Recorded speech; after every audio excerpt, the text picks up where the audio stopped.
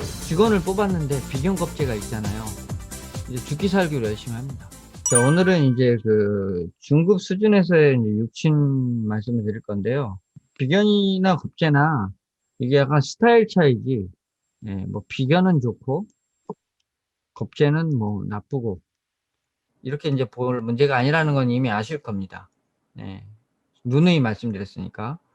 예, 겁제는 조금 더 이게 크게 더욱 약간 저돌적으로 하는 것이고, 비견이라고 뭐 안 움직이는 건 아니지만 비견은 이제 살금살금 하면서도 계속 그 움직이는 형태인데, 이거는 특히 이제 하늘과 땅으로 특히 갈라서 봐야 되는 영역이 이제 큰데요.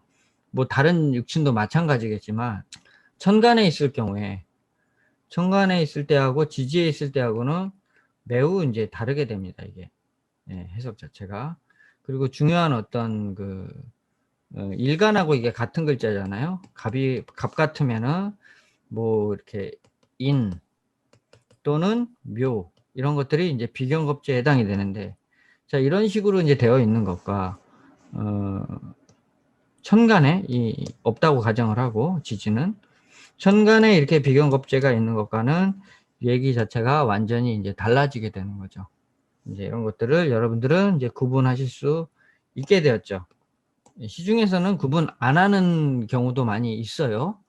왜냐면 제가 이제 배웠던 시절은, 제가 공부했던 시절은 그런 거 구분을 안 했습니다. 안 했기 때문에 매우 이제 혼란스러웠고, 그거를 이제 어떻게 해석해야 되는지 알려주시는 분도 이제 별로 없었다. 거의 없었다. 이렇게 이제 봐야 돼요. 근데 요즘은 이제 많이 또 명리학도 발전을 하다 보니까 그렇게 이제 구분해서 보시는 분들이 이제 많이 있는 걸로 알고 있습니다. 그래서 여러분들도 구분해서 봐야 되는 게 옳다.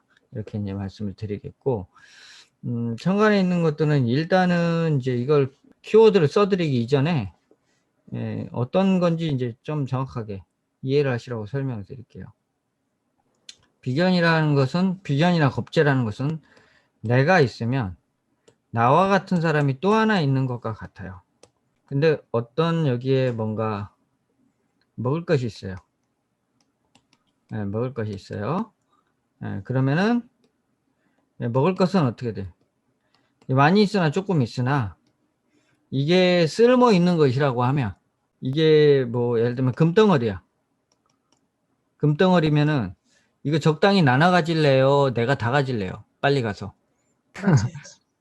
이게 만약에 밥이라고 하면은 내가 나 먹을 만큼만 적당히 먹고 오겠죠. 우리 식구들 먹을 것만 챙겨서 오겠지만, 이게 만약에 금덩어리나 돈다발이라면 내가 다 갖고 싶을 거 아니에요. 그죠? 네. 그러니까 어떤 사람한테는 이게 밥으로 보이고 어떤 사람한테는 금덩어리로 보인단 말이에요. 그래서 비견겁제가 천간에 올라와 있는 사람들도 차이는 있다. 차이는 있다. 이렇게 이제 일단 봐야 되고, 근데 기본적인 성향은 남들보다 자기가 앞서가려고 하는 경쟁 심리가 기본적으로 있다. 이렇게 봐야 되겠죠. 그죠? 남을 제끼고서라도 내가 필요한 것은 꼭 얻어내고 말리라. 이렇게 이제 기본적인 의식을 그렇게 가지면 돼요. 도둑이 든다? 이렇게 해석하는 것은 이제 잘못된 해석이에요. 그럴 수도 있지만, 결과적으로 그렇게 될 수도 있지만 모든 사람이 그렇게 되지 않기 때문에, 이제 비견겁제 천간에 들어오면 도둑노문이라 그래가지고 돈 깨먹는다. 왜냐면은 비견이 재를 극하니까 돈이 깨진다. 이렇게 이제 내 돈 뺏어간다. 겁제가 얘네들이 이렇게 보는 경향이 있는데, 이제 이렇게 에워버리면 이제 문제가 생기는 거예요. 이렇게 에워버리면 안 되죠.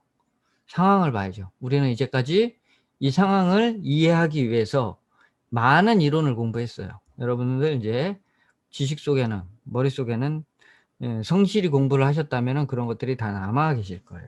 자, 먹을 것이 이제 또 다른 상황을 또 생각을 해볼게요. 자, 여기 금덩어리가 있어요. 금덩어리가 있는데 그냥 버려진 게 아니라 어딘가에 이렇게 갇혀져 있어요. 에? 근데 이 조건이 있어. 여기 금고로 딱 잠겨 있어. 금고로 잠겨 있어. 근데 또 여기 가는 길이 만만치가 않아요. 이렇게 가는데 길이 이렇게 있는데 가다가 여기 큰 강이 하나 지나가네. 이렇게. 그러면 나는 이 강을 건너서 이 금고를 따고 들어가야 내가 금을 얻을 수 있단 말이에요. 그러면은 내가 저거를 갖고 싶으면은 나를 생각하겠죠. 내가 할 수 있는가 없는가.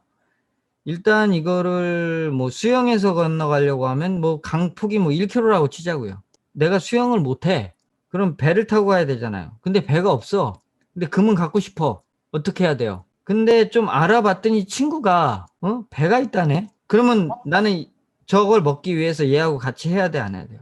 그냥 포기해? 금이라고 표현한 것은 즉 자기 말하는 목적을 말하는 거예요. 그죠? 자기 말하는 목적이 있잖아요. 그래서 나는 그걸 얻기 위해서 다른 특성을 가진 내가 뭐 갖고 있는 누군가하고 손을 잡고 싶은 거예요. 만약에 떡볶이 가게가 나왔어. 뭐 떡볶이 가게가 잘 될지 안 될지는 모르겠지만 잘 된다고 쳐. 그런데 내가 이거를 갖고 싶어요. 근데 이게 권리금을 1억을 달라는 거야. 그 다음에 막 1억을 달래고 뭐 1억에 뭐 300 월세가 이래. 근데 내가 가진 돈은 다 해봐야 1억밖에 없는 거예요. 근데 나는 이걸 하고 싶어. 난 떡볶이 장사를 잘할 자신이 있어.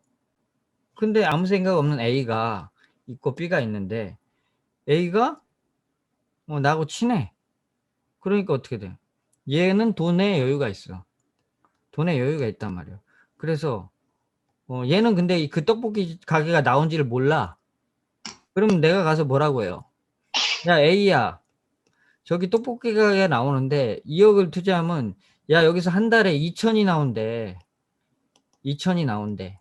수입이. 그러면 2천만 원 나온 떡볶이 가게 내가 하고 싶어요, 안 하고 싶어요? 하고 싶죠? 그러면 나는 어떡하냐, 나는. A한테 가서 돈을 빌려달라고 하든지 아니면 야, 나랑 같이 하자. 떡볶이 가게는 내가 운영을 할 테니 네가 나머지 1억을 대면 내가 한 달에 800을 줄게. 이런 식으로 머리를 쓰겠죠? 네. 아니면 너도 같이 와서 서빙을 하면 우리 반반 나눠 갖자.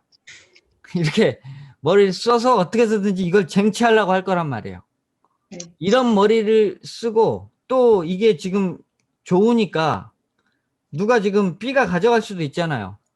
B의 눈치를 보겠죠. 그러니까 배가 있고 이것이 비견이라고 쳤을 때 이 나라는 사람이 팔자에 비견이 있다면은 계속 이 사람들한테 내가 저 이권을 뺏기지는 않을까라는 두려움도 있는 거예요. 그런데 B는 비견겁제가 없는 사람이에요. 근데 자기가 가진 돈 1억밖에 없어. 그러면 이 사람은 이걸 어떻게 생각해요? 내가 할 거 아닌 거. 이렇게 생각하겠죠? 나는 내가 2억이 생길 때, 2억이 생길 때만이 난 저걸 할 거야 라고 생각한다고요. 그렇지만 A는 그렇게 생각 안 해요. 어떻게 해서든지 저걸 수단과 방법을 안 가려서 먹고 싶은 사람인 거예요. 장사뿐만이 아니다 이거예요. 공부다 이거죠, 공부. 공부를 함에 있어서도 여러분들이 단계에 따라 다르지만 어떤 시점이 되면은 내가 처음에 생각했던 그 의지와 달라지기 시작해요. 즉 어려움이 닥친단 말이에요. 그리고 공부라는 걸 배워서 뭐 라이센스를 얻는 것든 만약 박사학위를 받는 것이든 아니면 사주처럼 배워서 내가 철학관 차려서 사주 카페 차려서 사업을 하던 여러 가지 생각이 있을 텐데 자 이걸 함에 있어서 나 혼자 하기 힘들 수 있잖아요. 내가 빨리 받고 싶잖아. 이게 목적이고 그 다음에 나는 박사에서 교수 되고 싶어. 이거에 대한 목적성이 확실하고 B라는 사람을 계속 의식하고 있기 때문에 얘는 동작이 바쁠 수밖에 없는 거예요. 아시겠죠?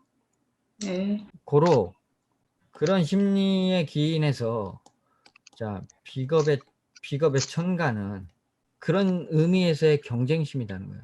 경쟁심이자 협동심인 거예요. 공동 투자 뭐 이런 거 있죠. 공동 투자, 지분, 이런 거. 그리고 이런 사람들은 이 경쟁심 때문에 어떻게 살겠어요? 뭐 한번 시작하면 열심히 살겠죠. 열심히 한단 말이에요. 직원을 뽑았는데 비경겁제가 있잖아요. 그러면 너 그거 하면은 내가 성과급 더 줄게. 뭐 이렇게 얘기하면은 이제 죽기 살기로 열심히 합니다. 이 사람은 지금 시간이 중요한 사람이 아니죠. 보통은 퇴근 시간인데 이 사람은 퇴근 시간이 중요한 게 아니란 말이에요. 지금 내가 목표하고자 하는 그 목표가 더 중요한 사람이지. 비견겁제가 있는 사람들. 비견이 올라왔다고 하는 것은 그 사람이 열심히 살 수밖에 없는 이유를 만든다.